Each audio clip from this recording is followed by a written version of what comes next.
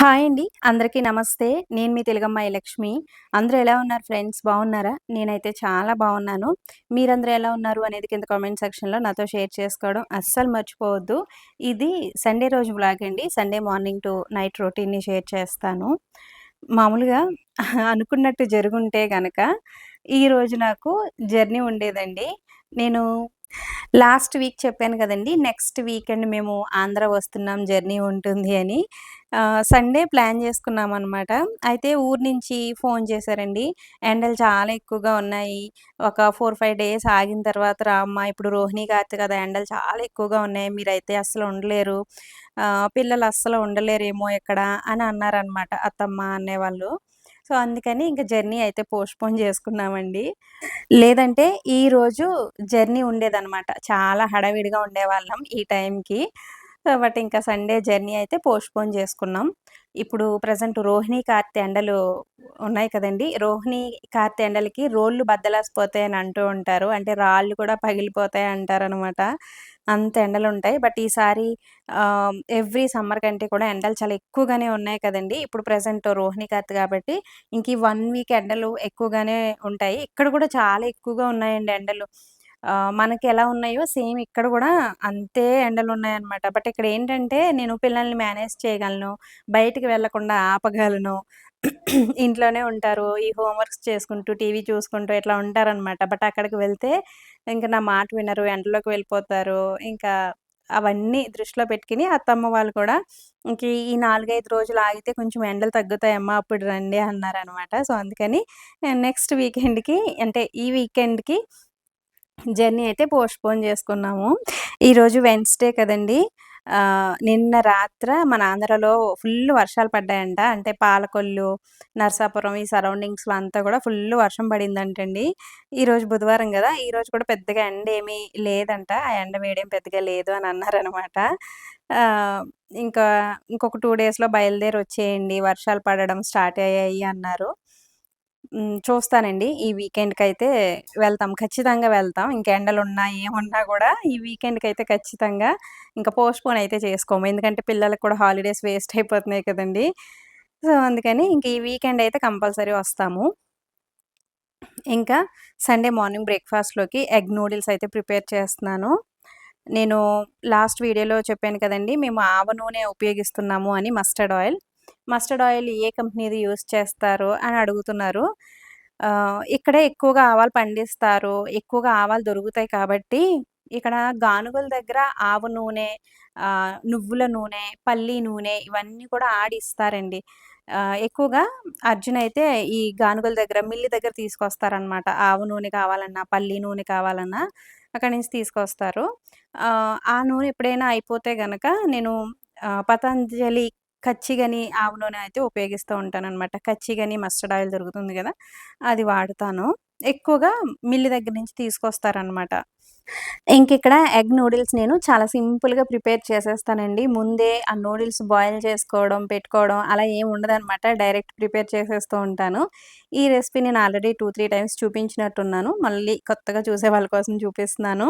So, కడాయిలో oil వేసుకున్న తర్వాత సన్నగా కట్ చేసి పెట్టుకున్న ఆనియన్స్, పచ్చిమిర్చి, జీలకర్ర ఇవన్నీ వేసుకొని మంచిగా ఫ్రై చేసుకొని అందులోనే ఒక మీకెన్ని కావాలో అన్ని ఎగ్స్ 3-4 ఎగ్స్ వేసేసి బీట్ చేసుకున్న తర్వాత ఆ ఎగ్‌కి సరిపడా కారం కొద్దిగానే అండి కారం వేసుకోవాలి. సాల్ట్ వేసుకోకపోయినా పర్వాలేదు. ఎందుకంటే మనం వేసుకునే ఈ మ్యాగీ మసాలాలో ఉంటుంది గదా! అది సరిపోతుందనమాట. అవసరం అనుకుంటే చిటికెడు ఒక 2 చిటికెళ్ళ సాల్ట్ అయితే వేసుకోండి. సరిపోదు అని అనుకుంటే మాత్రమే. ఇంకా వేసుకున్న తర్వాత మ్యాగీ మసాలా కూడా వేసేసి, ఈ విధంగా కొద్దిగా వాటర్ వేసి, ఈ మ్యాగీని ఈ విధంగా 2, 3 పీసెస్ లాగా చేసి వేసేస్తాను. వాటర్ ఎక్కువ వేసుకుంటే ఇది లిక్విడ్ లాగా అయిపోతుందండి. ఎగ్ నూడిల్స్ లిక్విడ్ లాగా ఉంటే అస్సలు బాగోదు. అందుకని వాటర్ తక్కువ వేసుకోండి. కరెక్ట్‌గా కుక్ అవుతాయన్నమాట. మీకు చూపిస్తాను. వాటర్ సరిపోలేనట్టు ఉంది గానీ, ఆ వేడికి చక్కగా ఇవి ఈ నూడిల్స్ మంచిగా కుక్ అయిపోతాయి. ఈ విధంగా వాటర్ వేసేసి, పైన నూడిల్స్ కూడా వేసేసి, మూత పెట్టేసి, మీడియం ఫ్లేమ్‌లో పెట్టి వదిలేస్తే మనకి కొంతసేపట్లో చక్కగా ఈ విధంగా నూడిల్స్ రెడీ అయిపోతాయి. మధ్య మధ్యలో మీరు కలుపుతూ ఉండండి. లేదంటే కింద అడుగంటేస్తాయి. మనం వాటర్ తక్కువ వేసాం కాబట్టి. మీకు ఒకవేళ ఎక్కడైనా కొంచెం ఉడకలేనట్టు అట్లా ఉంటే గనక పైన ఇంకొంచెం వాటర్ చిలకరిస్తూ ఉండండి. చక్కగా పొడిపొడిలాడుతూ మనకి ఎగ్ నూడిల్స్ రెడీ అయిపోతాయి. మనం ముందుగా వీటిని ఉడకబెట్టుకునే అవసరం ఏమీ లేదండి. డైరెక్ట్ కూడా ఇట్లా మనం చేసేసుకోవచ్చు. నేనైతే ఎక్కువగా ఇలాగే చేస్తాను. ఫాస్ట్‌గా అయిపోద్దనమాట. మళ్ళీ నూడిల్స్‌ని ఉడకబెట్టడం అదంతా కూడా పెద్ద పనిలాగా అనిపిస్తది నాకు. ఇట్లా అయితే చాలా సింపుల్‌గా అయిపోతుంది. టేస్ట్ కూడా బావుంటుంది. మా Sunday special breakfast egg noodles అండి. నాకు నూడిల్స్ పైన ఖచ్చితంగా అట్లా ఆనియన్స్ కట్ చేసుకొని వేసుకొని కొంచెం నిమ్మరసం కూడా పిండుకుంటాననమాట. అలా ఇష్టం. అలా తినడం ఇష్టం. ఇంక నేను ఎక్కువగా ఇంట్లో ఈ మధ్య ఉప్మా, ఈ విధంగా నూడిల్సు, పాస్తా ఇవే ఎక్కువగా చేస్తున్నానండి. నేను ఊరు నుంచి తెచ్చుకున్న ఇడ్లీ రవ్వ, మినపప్పు, చింతపండు, బెల్లం అన్నీ నిండుకున్నాయండి. బర్త్‌డేకి ఊరు వెళ్తామేమో అనుకుని ఆహ్, సంక్రాంతికి వెళ్ళినప్పుడు ఎక్కువగా గ్రోసరీ ఐటెమ్స్ ఏం తెచ్చుకోలేదనమాట. ఇంక వీళ్ళ బర్త్‌డేకి వెళ్ళలేదు కదండీ! మార్చ్‌లో ఇంటికి వెళ్ళలేదు. ఇంక తెచ్చుకున్న ఐటెమ్స్ అన్నీ నిండుకున్నాయనమాట. మినపప్పు, ఇడ్లీ రవ్వ ఇవన్నీ లేవు. అందుకని ఇంకా ఇడ్లీలు, దోసలు ఇవన్నీ చాలా తక్కువ ప్రిపేర్ చేస్తున్నాను. ఇక్కడ మినపప్పు దొరుకుతుంది గానండి, అస్సలు బాగోదనమాట. మన సైడ్ ఉరుమైనట్టు పిండి ఉరుమవ్వదు. మనం రుబ్బిన పిండి రుబ్బినట్టే అట్లాగే అది జిగురు కూడా ఉండదండి. ఏంటో మరి తెలీదు నాకు. ఇక్కడ అది ఆ నేల ప్రభావమో ఏమో తెలీదు. ఆ పిండి జిగురు ఉండదు, ఉరుమవ్వదు. అస్సలు బాగోవనమాట టేస్ట్ నాకు నచ్చదు ఇక్కడ మినపప్పు. ఇడ్లీ రవ్వ దొరుకుతుంది గానీ, వేరే ఊరు బబీనా వెళ్తాం కదండీ మేము. అక్కడ 1, 2 షాపుల్లో మాత్రమే దొరుకుతదనమాట. ఇంక మినపప్పు లేని దానికి ఇడ్లీ రవ్వ ఎందుకులే అని ఇడ్లీ రవ్వ కూడా తెప్పించుకోలేదు నేను. ఇంకొక 4, 5 డేస్‌లో ఎలాగో ఊరు వెళ్తాం కదండీ! ఇంకా అప్పటి వరకు ఏదో ఒక బ్రేక్‌ఫాస్ట్‌తో ఇలా కాలక్షేపం చేసేయడమే. ఇంకా బ్రేక్‌ఫాస్ట్ అయిపోయిన తర్వాత వేడి వేడిగా ఒక కాఫీ తాగేసి లంచ్ ప్రిపరేషన్ అయితే స్టార్ట్ చేసేసాను. ఇంకా సండే అంటే ఏముంటుంది చెప్పండి ఇక్కడ? చికెను, మటనే కదా! ఇంక ఈరోజైతే చికెన్ తీసుకొచ్చారు. ఈరోజు నేను చికెన్ ఫ్రై పీస్ బిర్యానీ అయితే ప్రిపేర్ చేస్తున్నాను.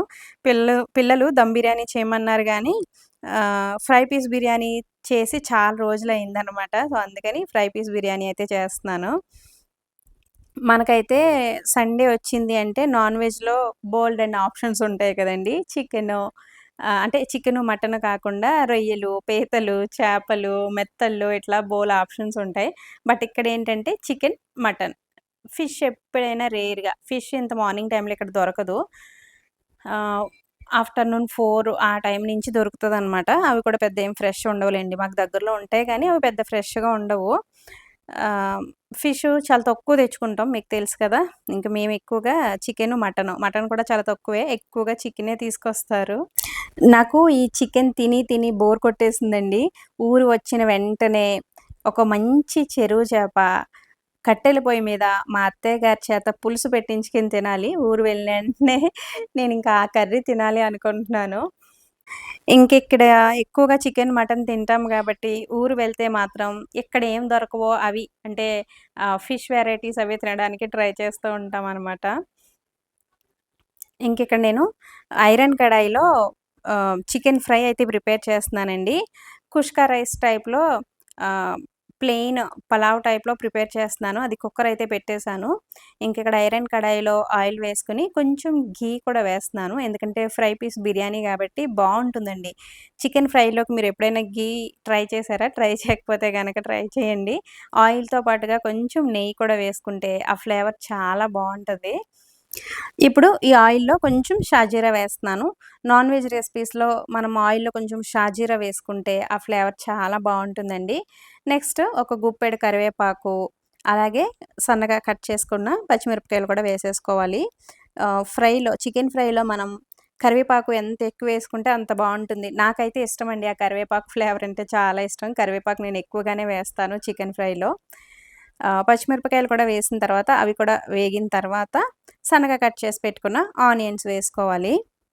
ఈ ఐరన్ యోక్ కడాయి చూసారు కదండీ! ఇది ఇటువంటి చికెన్ ఫ్రై ఐటెమ్స్ చేసుకోవడానికి, ఫ్రైడ్ రైస్ ఐటెమ్స్ చేసుకోవడానికి, మంచూరియా రెసిపీస్ చేసుకోవడానికి చాలా బావుంటదనమాట. ఇండస్ వ్యాలీలో తీసుకున్నానండి. ఇది షీట్ ఐరన్. ఎవరో ఒక సిస్టర్ అడిగారు. షీట్ ఐరన్‌కి, క్యాస్ట్ ఐరన్‌కి తేడా ఏంటి సిస్టర్ అని అడిగారు. క్యాస్ట్ ఐరన్ ఏంటంటే మనకి థిక్‌నెస్ ఎక్కువుంటుందండి. చాలా బరువుంటాయి. ఆహ్, థిక్‌నెస్ ఎక్కువుంటుంది. ఈ షీట్ ఐరన్ ఏంటంటే మనకి థిక్‌నెస్ తక్కువుంటాయండి. కొంచెం తేలిగ్గా ఉంటాయి. ఎవరైనా సరే హ్యాండిల్ చేయగలరు. క్యాస్ట్ ఐరన్ బాగా ఎక్కువ బరువుంటుంది కాబట్టి అందరూ అంటే కొంచెం పెద్ద వయసు వాళ్ళు కొంచెం హ్యాండిల్ చేయలేరు కదండీ! బట్ ఈ షీట్ ఐరన్ అలా కాదనమాట. తేలిగ్గా ఉంటాయి. వీటిని క్లీన్ చేసుకోవడం చాలా ఈజీ. ఈ షీట్ ఐరన్ వంట పాత్రలు గూడా మనకు చాలా బాగా యూజ్ అవుతాయండి. చాలా బావుంటాయి. మనం చక్కగా ఈజీగా హ్యాండిల్ చేయొచ్చనమాట.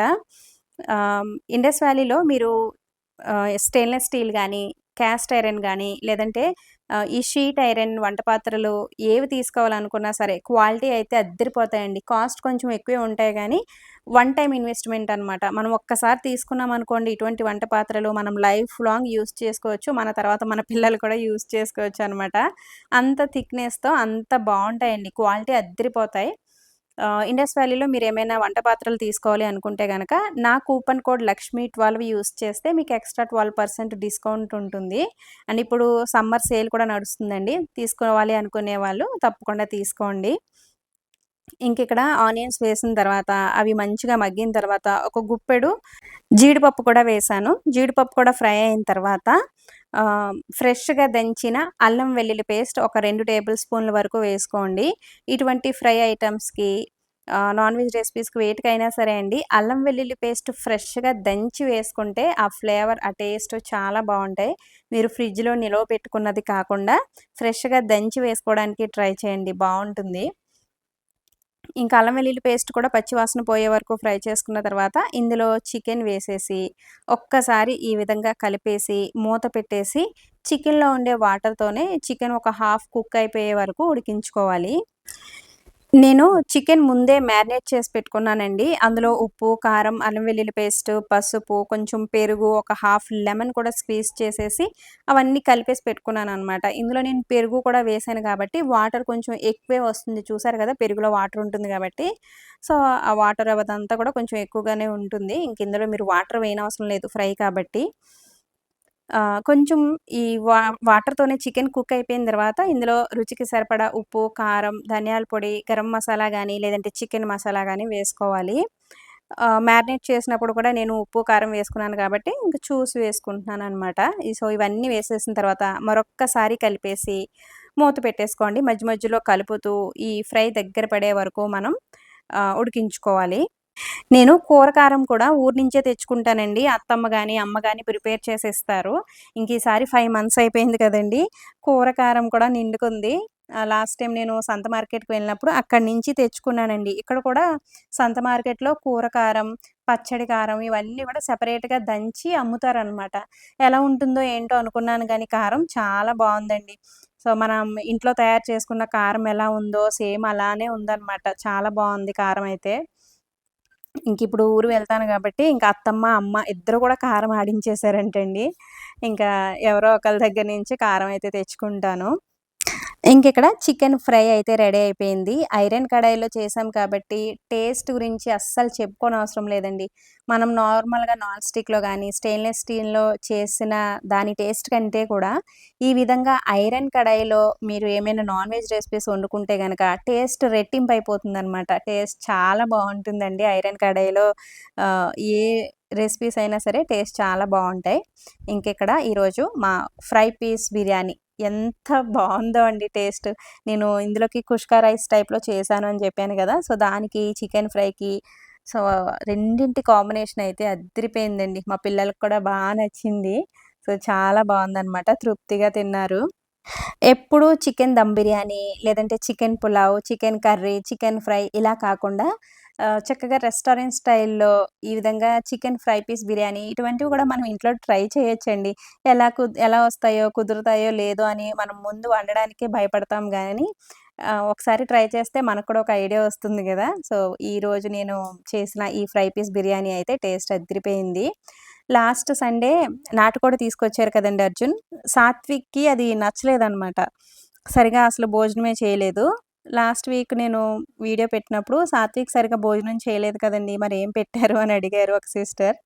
సాత్విక్‌కి కర్డ్ రైస్ తినిపించానండి లాస్ట్ టైమ్ సరిగా అంటే ఆ నాటుకోడి చికెన్ నచ్చలేదనమాట సాత్విక్‌కి. నాకు కూడా ఇక్కడ నాటుకోడి నచ్చదండి. మన సైడ్ ఉన్నంత టేస్ట్ అయితే అస్సలుండదు. ఎందుకో కొంచెం చప్పగా ఉన్నట్టు అలా ఉంటది.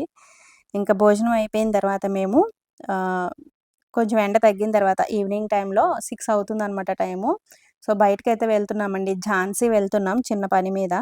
ఇంక ఊరు వెళ్దాం అనుకుంటున్నాం కదండీ! పిల్లలకి కొంచెం షాపింగ్ అవి ఉందనమాట. వాళ్ళకి షూస్, స్లిప్పర్స్, డైలీ వేర్ అవి తీసుకోవాలి. ఇంక దానికోసం ఝాన్సీ అయితే వెళ్తున్నాము.